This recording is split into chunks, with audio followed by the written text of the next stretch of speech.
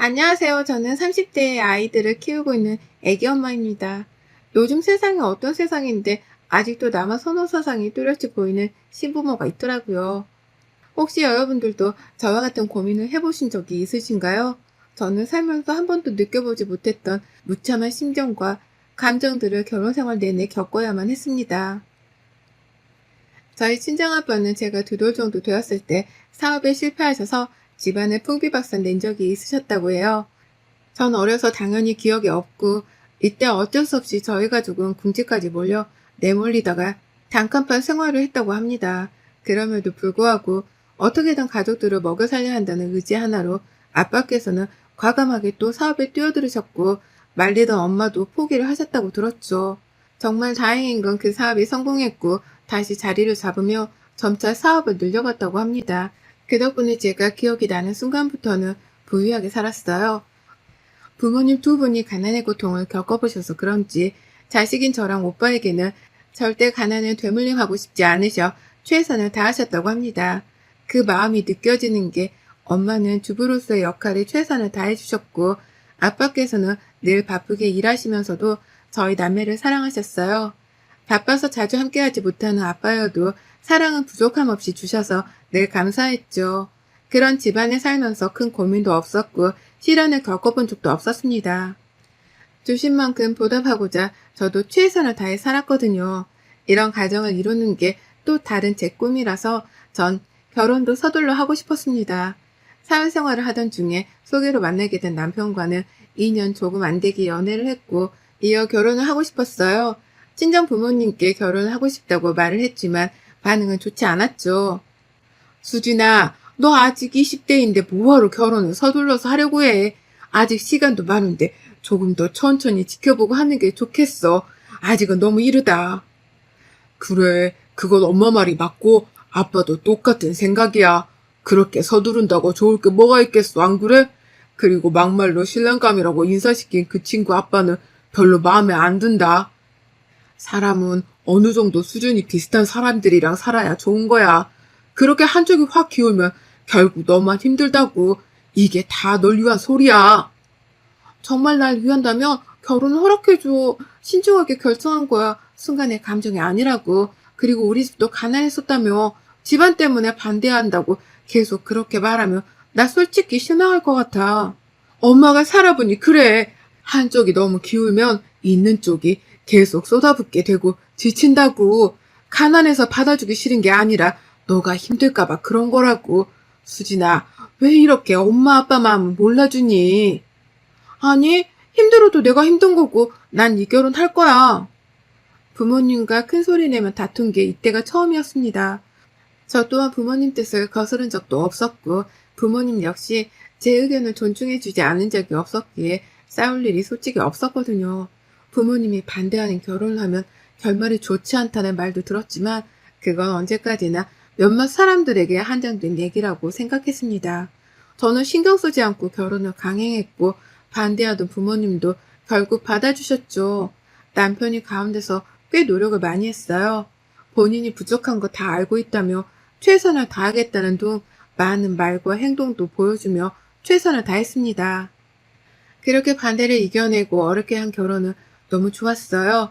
부모님이 서운해하실 정도로 행복했습니다.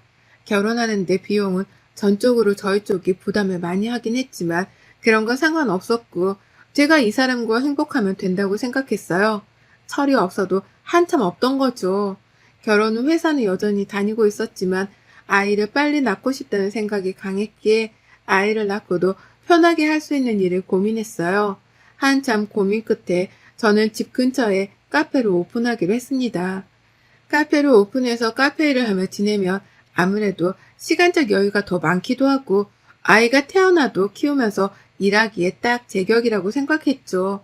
카페를 오픈한 후 얼마 안 지나 임신 사실 알게 되었습니다. 모든 게 제가 원하는 과정으로 흘러가고 있었어요. 친정 부모님은 이런 임신에 또 걱정이 앞서셨지만 남편은 말할 것도 없이 기뻐했고 시부모도 좋아하셨습니다. 가만 보면 새아가가 복덩이가 따로 없어. 새아기 너 들어오고 나서부터 우리 집 일이 아주 술술 풀리는 것 같아. 그래 맞아 고생했다 새아가. 혹시 성별은 아직이지? 네, 아직 초기라서 알 수는 없어요. 성별을 알아서 뭐해? 태목이 딱 장군감인데 아들이지 아들. 그런가? 아니 분위기 좋은데 이런 말 해서 미안한데 수진아 우리가 전세금 2천만 원 안 올려주면 당장 집을 빼라고 하는데 집을 빼서 이사할 곳도 마땅치 않고 2천만 원만 있으면 이사 안 해도 괜찮거든. 없어지는 돈도 아니고 그래서 말인데 2천만 원만 빌려주겠니? 2천만 원이요? 혹시 아범한테도 말씀하셨나요? 아유, 절대 말하지 마. 우리가 힘들게 키워준 건 생각 못하고 지가 잘나서 그 자리까지 간 줄 알아. 몇 번 도와줬다고 이제는 도와주기 싫은 눈치더라고. 아무리 그래도 자식인데 그렇지 않을 거예요. 2천만 원이 적은 돈은 아니라서 아범이랑 상의해보고 말씀드릴게요. 예, 2천만 원이 너희 집에 돈도 아닐 텐데 굳이 준성이랑 상의를 해야겠어? 우리 또 싸우는 꼴 보고 싶어서 그러니? 시부문 후 남편에게 여러 번 금전적인 도움을 받았습니다. 저희가 결혼하고서도 그런 시부모에게 화를 내며 더 이상의 지원은 없다는 남편의 모습도 봤죠. 그러니 남편 몰래 제게 2천만 원 해달라는 건데 솔직히 꺼림칙했어요.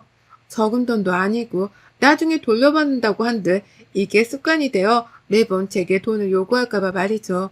전 결국 고민 끝에 남편에게 말했습니다. 여보, 화내지 말고 들어. 어머님, 아버님 왔다 가셨는데 집 전세금 2천만 원 올려달라고 했나봐. 그래서 나한테 부탁하셨고 당신한테는 말하지 말라고 하셨는데 말을 안 하기가 조금 그래서 어쩌지? 뭐야? 이제는 하다하다 당신한테 몰래 돈을 부탁하는 거야? 절대 주지 마. 내가 전화할게. 기다려봐. 아니야. 당신이 지금 그렇게 전화하면 내가 고자질한 거잖아. 무슨 욕을 먹으라고 그렇게 감정적으로 행동을 해. 조금 침착하게 행동을 좀 해봐. 결국 남편과 상의한 끝에 저는 돈이 다 묶여있고 친정에서 관리를 하고 있다는 말도 안 되는 거짓말로 둘러댔습니다. 당연히 믿지 않았고 애도 아닌데 왜 친정 부모가 그 돈을 관리하냐며 제게 막 뭐라 했어요. 근데 또 한편으로는 제 돈인데 누가 관리를 하든 잘못된 건 없는데 왜 저렇게까지 화를 내시지 싶었습니다. 제가 이때 2천만 원을 해주지 않았고 시간이 지나 성별이 딸이란 거 알게 되자마자 시부모는 돌변했어요. 그 전까지는 새아가라고 다정하게 불러주시던 호칭이 야, 쟤, 너로 바뀌었죠. 예, 너 오늘 집에 와서 나 좀 도와라. 파김치 좀 담으려고 하는데 혼자 하기가 힘들어서. 어머님, 저도 몸이 별로 안 좋아서요. 오늘은 힘들 것 같아요. 임신한 게 뭔 벼슬이라고 몸이 좋네 안 좋네 이러고 있어? 아들도 아니고 딸 임신해놓고 너 지금 우리더러 수발이라도 들으라는 거냐? 시위하는 거야? 네? 제가 언제 그렇게 말을 했어요, 어머님. 왜 그러세요? 정말 몸이 힘들어서 그런 거예요. 야, 시끄럽고 오라면 당장 와. 이거 다 들고 너희 집 가서 난리치기 전에. 시문 후 반협박식으로 저에게 늘 말을 했습니다.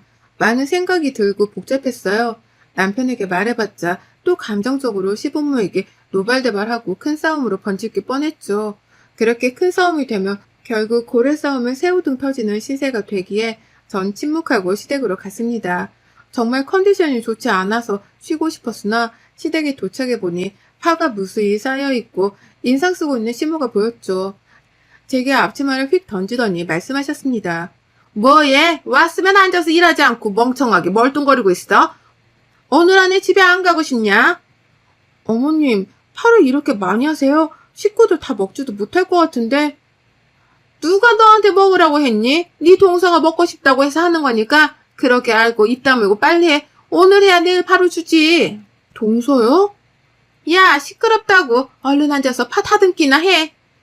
영문을 모르겠었죠. 갑자기 웬 동서지 싶었는데 얘기를 들어보니 제게 동서가 생겼더라고요. 그쪽에서 혼전 임신을 하는 바람에 급하게 정신없이 살림부터 합쳤고 식은 나중에 올리기로 했답니다. 그런데 동서의 뱃속에 있는 아이의 성별은 시부모가 그토록 원하던 남아였죠.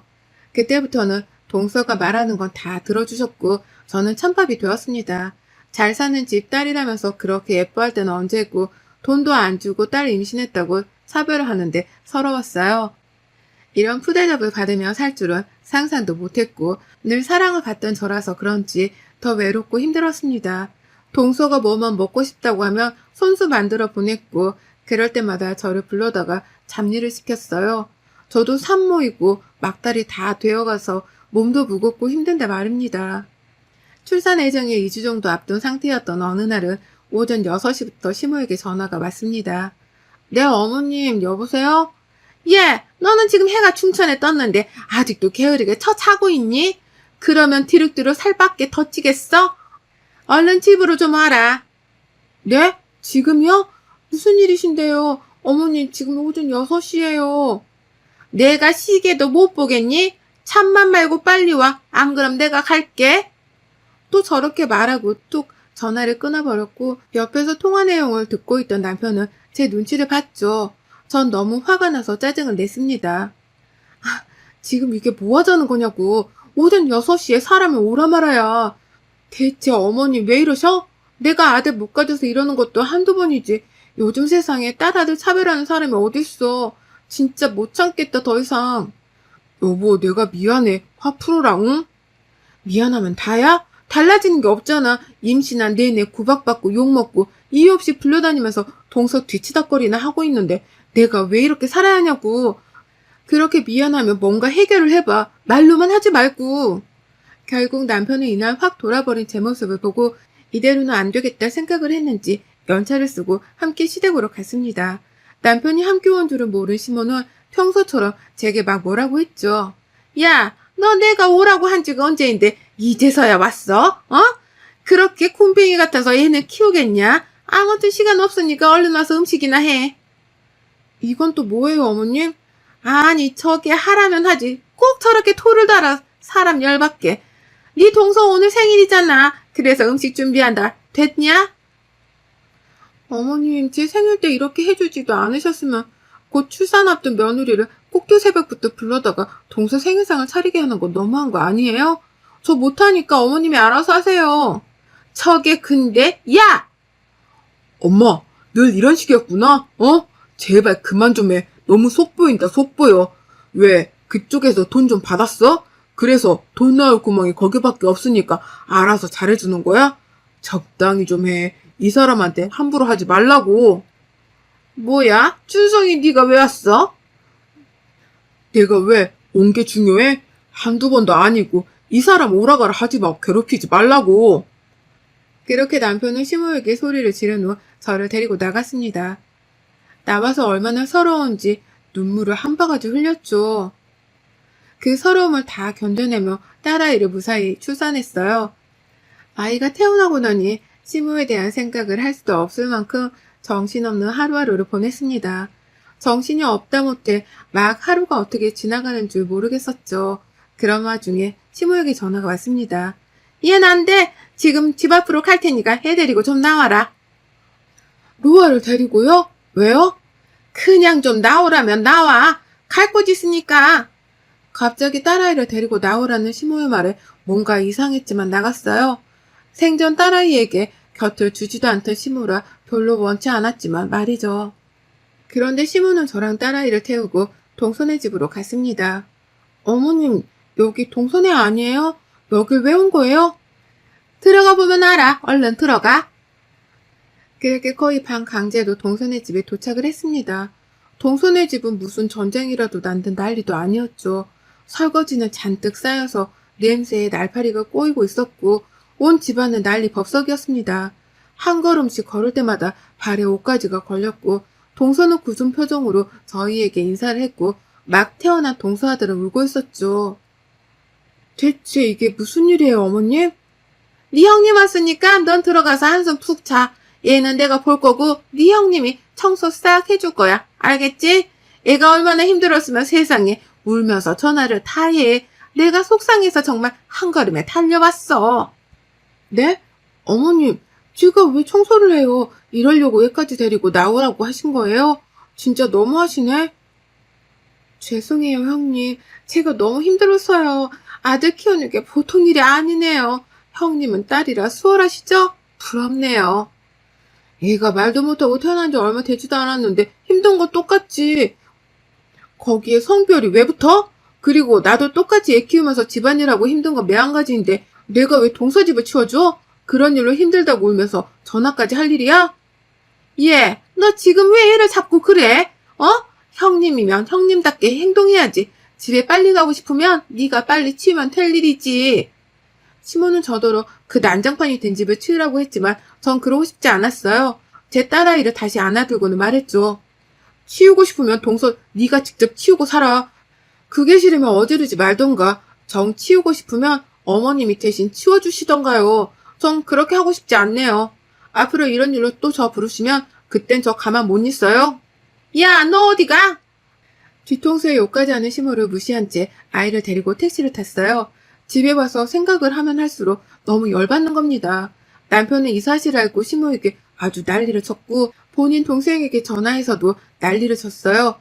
마누라 관리 똑바로 하라면서 어디 형님한테 싸가지 없이 그렇게 말하냐고 막 난리를 쳤죠. 그 후 잠잠해진 덕분에 마음 편히 지내고 있었습니다.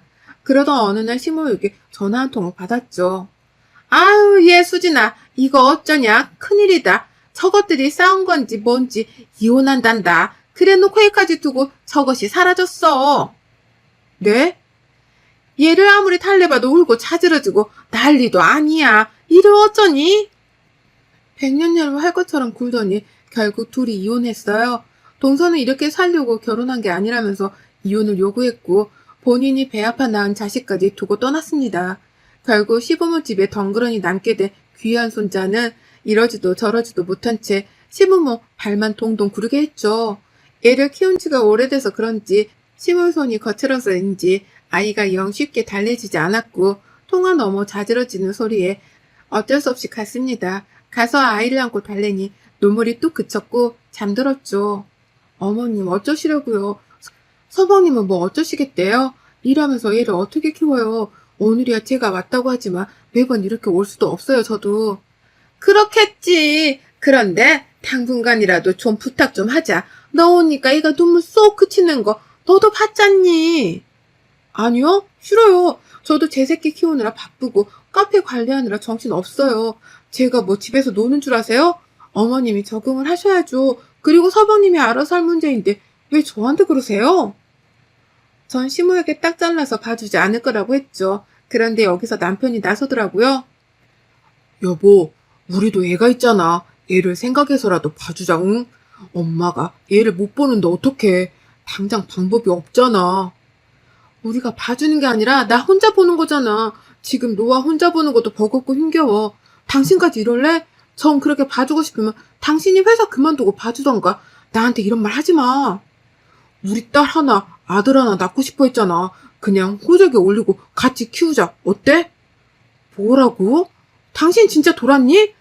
미쳤구나. 그냥. 갑자기 서방님 아이를 저희 호적에 올려서 키우자는 남편의 말을 듣고 헛웃음만 나왔습니다. 그리고 어이가 없으니 욕도 안 나왔죠. 그 이후 시부모까지 집에 찾아와서 호적에 애를 올려서 키우라고 강요를 했고 전 드디어 폭발하고야 말았습니다. 그간 반대하는 결혼을 해서 꼭 잘 사는 모습을 보이고 싶다는 마음에 부모님께 이런 상황을 말씀드리지 않았어요. 그러나 더 이상은 버티는 게 무의미하다고 생각했죠.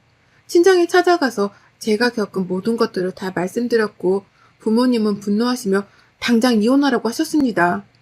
네가 부족한 게 뭐가 있다고 그딴 집에서 그런 취급을 받아, 응? 거기다 우리 로아 딸이든 아들이든 저 이쁜 걸 차별한단 말이야? 내가 가만 안 두지. 당장 짐 빼고 이혼해. 넌 혼자 사는 게 더 잘 사는 거고 잘 사는 게 복수야. 아빠의 말을 듣고 전 곧장 남편에게 이혼을 요구했습니다. 남편은 정말 왜 그러냐며 저를 붙잡았지만 거들떠 보지도 않았고 친정 아빠까지 집으로 찾아오셔서 남편이 제게 아무것도 못하도록 난리를 치셔서 그 사이에 모든 짐을 빼고 이사를 했어요. 끝까지 저를 붙잡는 남편의 뺨을 치며 아빠는 말씀하셨죠. 너처럼 보잘것없는 놈한테 내 딸 줬으면 약속대로 행복하게 해줘야지. 어디서 이 나쁜 놈이 내 딸 눈에 피눈물을 흘리게 해? 나도 그렇게 안 키웠어, 내 딸. 내 눈앞에 한 번만 더 보이면 니네 집안 전체를 박살낼 거니까 그렇게 알아? 명심해? 이혼을 했고 아이와 함께 살고 있는데 시모까지 전화가 왔습니다. 이렇게 하루아침에 아들들이 이혼당하면 대체 우리는 어떻게 살라고 너까지 그러냐. 얘가 있는데 아무리 화가 나고 서운해도 그렇지 이혼을 해? 대화를 풀어보자 수진아. 대화로 풀어요? 웃기지 마세요. 주제도 모르고 그저 돈이라면 해볼래하는 당신들 모습 자체가 소름이야. 그런 인간들은 할미할비라고 내 딸한테 보여주고 싶지도 않다고. 귀한 아들들이 한 번에 돌아왔으니 좋은 거 아닌가? 당신 아들들만 귀하잖아. 귀한 아들들 끼고 평생 사쇼잉? 나는 내가 살던 세상에서 부유하고 여유롭게 내 딸 공주처럼 키울 테니. 그렇게 저가들과의 악연은 완벽히 끝냈습니다. 저랑 딸아이는 너무 잘 살고 있는데 저쪽 집은 꽤 시끄럽고 힘든 상황이더라고요. 이게 다 본인들이 저지른 죗값을 받는 게 아닐까 싶습니다. 여러분의 생각은 댓글로 남겨주세요. 오늘도 시청해주셔서 정말 감사합니다.